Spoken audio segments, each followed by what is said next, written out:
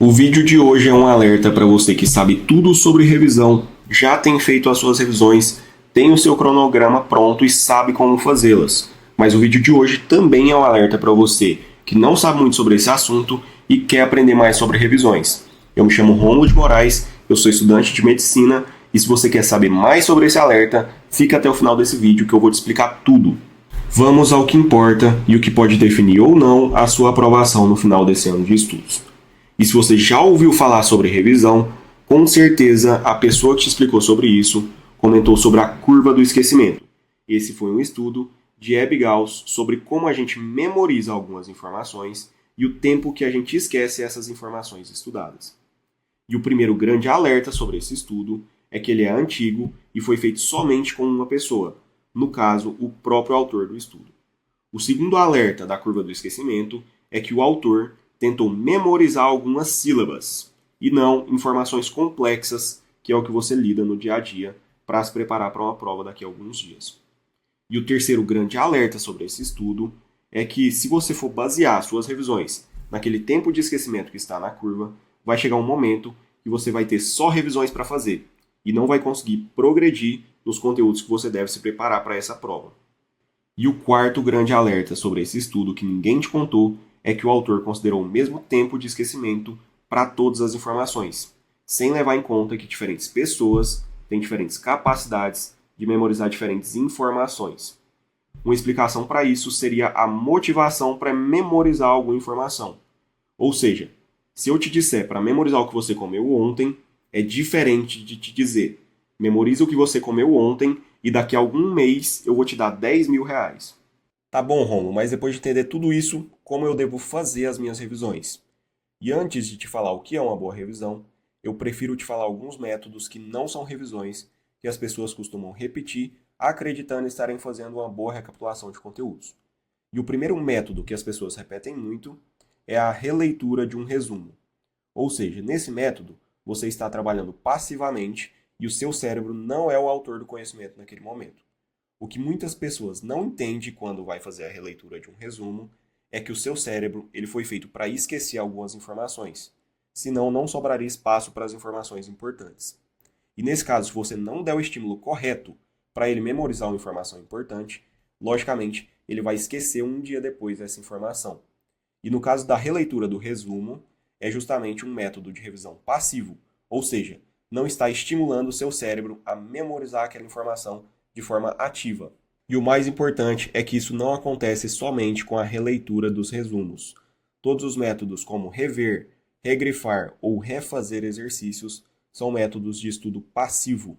E existem vários estudos que revelam que estudos passivos ativam menos áreas do córtex e do hipocampo do que os estudos ativos de revisão. E agora que você já entendeu que a revisão não pode ser um método passivo, eu preciso te explicar como dar o estímulo certo para o seu cérebro revisar. E só de falar isso, eu já estou aumentando o nível da nossa mentoria e saindo do senso comum, que é o que a maioria te diz para fazer. E o seu cérebro, ele é mais inteligente que você.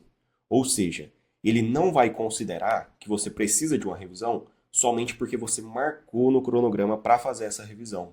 Ele precisa de um estímulo maior do que isso. Tá bom, Rômulo, mas qual estímulo eu daria para o meu cérebro entender que eu devo revisar uma matéria? Errando. E aonde você erra? Você erra quando você está fazendo um simulado. É isso mesmo, o simulado ele é um método de revisão muito potente. Por quê?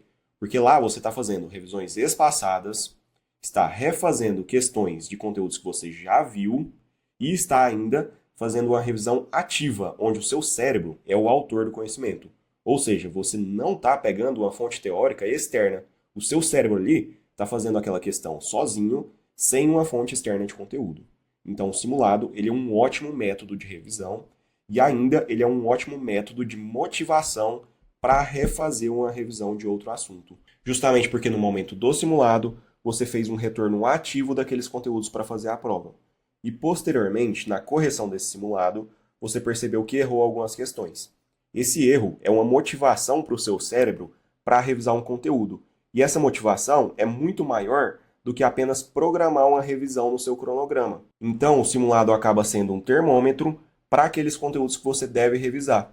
Após fazer esse simulado, você já tem o estímulo correto para revisar e já tem os conteúdos que você deve revisar, que são os conteúdos que você errou nessa prova. Vamos supor que você já fez o simulado e agora você tem a motivação correta e sabe qual conteúdo você vai revisar. Como prosseguir com essa revisão? Bom, é bem simples. Você vai pegar de 5 a 10 exercícios e fazer esses exercícios sem consulta teórica, justamente para gerar uma curiosidade no seu cérebro sobre a resolução desses exercícios.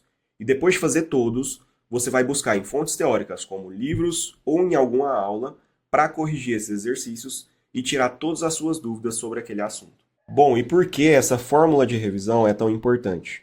Justamente porque com o simulado você já vai ter dado o estímulo certo para o seu cérebro e ele vai conseguir entender a importância de revisar aquele conteúdo. E não simplesmente marcar no seu cronograma para revisar alguma coisa. Além disso, o simulado ele já te dá o conteúdo que você vai revisar. Ou seja, você não precisa ficar procurando qual conteúdo vai revisar ou revisar todos os conteúdos que você estuda, porque isso é uma completa perca de tempo e você vai viver de revisão, não vai conseguir estudar as outras matérias que você precisa. E além disso, o simulado ele é ordenado pelos conteúdos que mais caem na prova que você está se preparando. Então, ele é um termômetro de quais conteúdos você deve revisar primeiro e quais conteúdos você vai revisar posteriormente. E eu posso te garantir com certeza que esse é o melhor método de revisão para alguém que se prepara para alguma prova ou algum vestibular. Com ele, você vai conseguir otimizar o seu tempo e sair do senso comum que as pessoas te explicavam sobre revisão. Curte o vídeo e comenta aqui embaixo se você fazia algum passo errado ou correto na hora de revisar os seus conteúdos.